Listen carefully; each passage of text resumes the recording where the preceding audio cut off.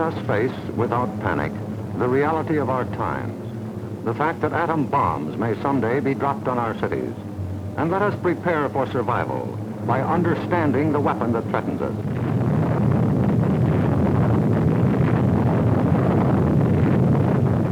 An atom bomb destroys or injures in three ways: by blast, heat, and radioactivity.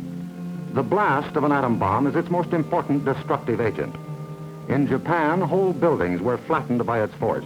However, many buildings of sturdy construction, even though close to the explosion, remained standing. The principal dangers of blast are flying glass and debris, the fires it may start, and the danger of being crushed in collapsing buildings. The atom bomb destroys by heat. People caught in the open as far as 2 miles away suffered flash burns. Yet, protection could have been easily achieved. Here, a bridge post and rail shielded the surface behind it. Any solid material afforded similar protection. The third weapon of the bomb is radioactivity, thrown off at the instant of explosion. However, the majority of people exposed to radiation recovered completely, including a large percentage of those who suffered serious radiation sickness. Today, they lead normal lives. They bear children.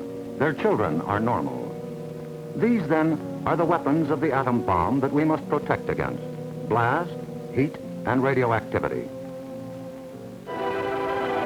Our cities are prime targets for atomic attack, but mass evacuation would be disastrous. An enemy would like nothing better than to have us leave our cities empty and unproductive. If an emergency should come, our factories will be battle stations. Production must go on if we are to win. Our offices and homes will also be posts of duty, not to be deserted. With the knowledge of the first atomic explosions to guide us, our chances for survival will be far better than those of the people of Hiroshima and Nagasaki, if we act on our knowledge and are prepared. The first job is to look over your own home for shelter possibilities. If you live in a private home that is well built, the cellar is the safest place to be. The lower you get, the more barriers there are likely to be against blast, heat, and radioactivity. Select the basement wall nearest the probable target area of your city. If the house is blown over, it will most likely fall away from this wall. If you have a workbench or strong table big enough to get under, move it into your shelter area near a wall or strong supporting column. If the time comes when you actually have to take shelter, lie under the table.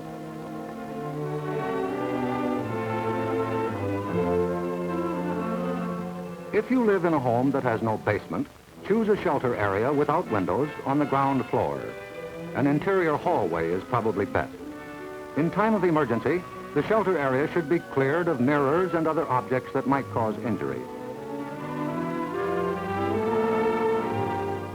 If you live in an apartment house, rules for taking shelter will be posted in your building. Learn them. Also, learn the location of public shelters in areas where you work or frequently visit. There are many things you can begin doing right now. Fireproof housekeeping is one, so clean up that attic. Keep waste in covered containers. Don't let trash pile up in the yard. Set aside a small supply of canned goods. They're safe from radioactivity. Have a good flashlight on hand. Electric lights may go out. Keep a first aid kit and learn how to stop bleeding.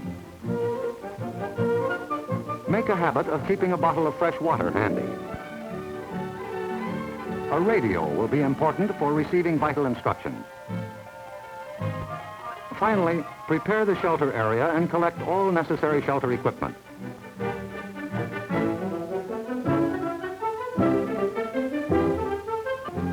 In case of an actual raid or test drill, the alert will be a warbling siren blast lasting 3 minutes.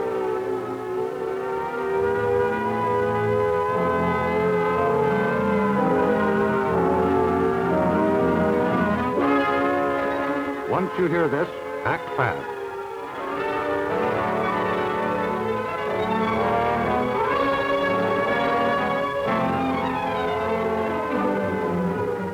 pull down the shades or blinds and close the drapes against flying glass. Turn off the burners of your gas or electric stove. Disconnect any heating elements, such as electric irons, hot plates, or bathroom heaters.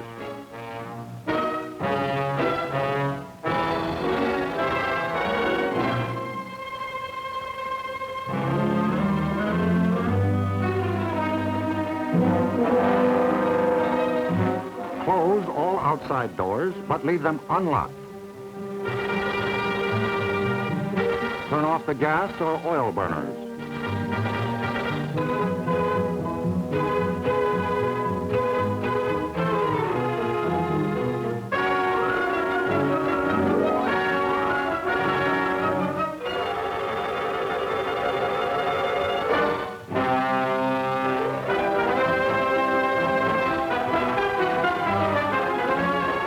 Taking shelter may be a race against time, even when you have some advance warning. But possibly, there may be no time. An attack could come without warning. The sky would suddenly light up. If a doorway is right at hand, use it. If the nearest shelter is more than a couple of steps away, fall to the ground immediately. Flying glass and debris are immediate dangers, so stay where you are until you're sure it's safe to move.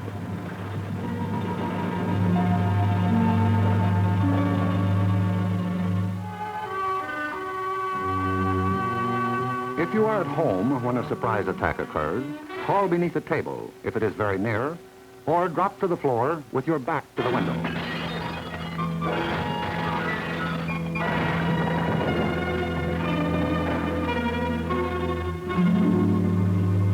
The immediate danger is over in about a minute, unless the explosion occurred near the ground or water. In this case, radioactive materials are trapped in the particles of dirt or water thrown up by the explosion. When these particles fall back to Earth, they may be dangerous. So get indoors immediately after a ground-level explosion. Cover broken windows against radioactive dust with blankets or cardboard. Civil defense radiological teams, equipped with radiation survey meters, will check on contamination in any bombed area. Stay under cover until you hear officially that it is safe outside. If you have been exposed to radioactive dust, wash the exposed areas. Pay particular attention to your hair. Get all the dirt from under your fingernails. If the people of Hiroshima and Nagasaki had known what we know about civil defense, thousands of lives would have been saved. Yes, the knowledge is ours, and preparation can mean survival for you. So act now. Someday your life may depend on it.